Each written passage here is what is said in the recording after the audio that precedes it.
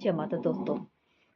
दो ऐसे अंक जिनको अगर आप ध्यान देते जिन अंकों पे अगर आप इन दो अंकों पे ध्यान देते हैं तो ये दो अंक और इनसे संबंधित देवता आपका पूरा जीवन इतने अच्छे से बना देंगे कि आपको पता भी नहीं लगेगा कैसे आपने अपना जीवन गुजार लिया।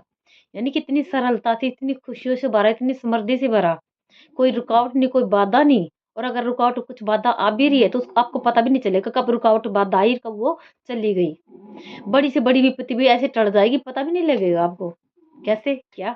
तो सबसे पहला जो आपका मूलांक है, या मूलांक यानी जिस दिन आप पैदा हुए थे, जिस दिन आप पैदा हुए थे उस दिन जो तारीख होती है उसको कहते हैं मूलांक।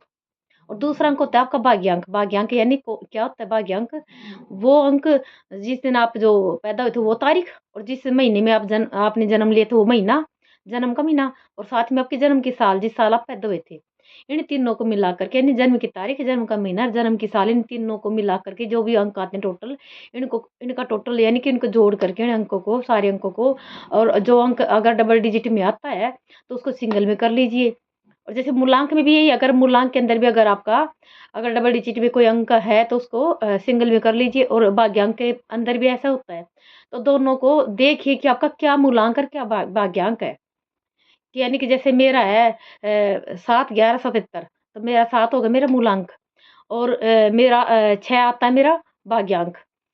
जैसे कि अगर मैं इनसे संबंधित देवता की पूजा करती हूँ, 7 से 6 से संबंधित देवता की, तो कभी भी मुझे कोई भी ज़िंदगी में कोई भी तकलीफ़ या कोई परेशानी उठानी नहीं पड़ेगी। और अगर परेशानी तकलीफ़ आएगी भी, तो मुझे पता भी नहीं चलेगा कि मेरे को क्या तकलीफ़ आई और क्या नहीं आई। ऐसे ही आप इन 2 अंकों के संबंधित देवता का, अगर आप अपने मूलांक और भाग्यांक के देवता संबंधित उनकी आप पूजा करते हैं, उनको मानते हैं, उनसे संबंधित कोई भी आप कोई ऐसा कार्य करते हैं, उनसे संबंधित ग्रह का कोई, जैसे आपको कहीं आपका कोई मूलांक भाग्यांक में कुछ कमी है तो उनसे संबंधित कोई ग्रह का आप दान पुण्य करते हैं। और साथ ही सबसे अच्छा दूसरा कि अपने आप अगर आप अपने कर्मों को, दूसरा सबसे बड़ा, आप अपने कर्मों को कहीं भी आप जो आपके कर्म हैं उनको गलत नहीं कर रहे हैं। यानी कि अगर इंसान से अगर कुछ गलती हो भी जाती है तो आगे उनको सुधार करके अपने जीवन को अच्छे कर्मों से जीना। फिर देखिए जो आपके जीवन में इतने बड़े-बड़े चमत्कार कि आप सोच भी नहीं सकते। जय माता दी।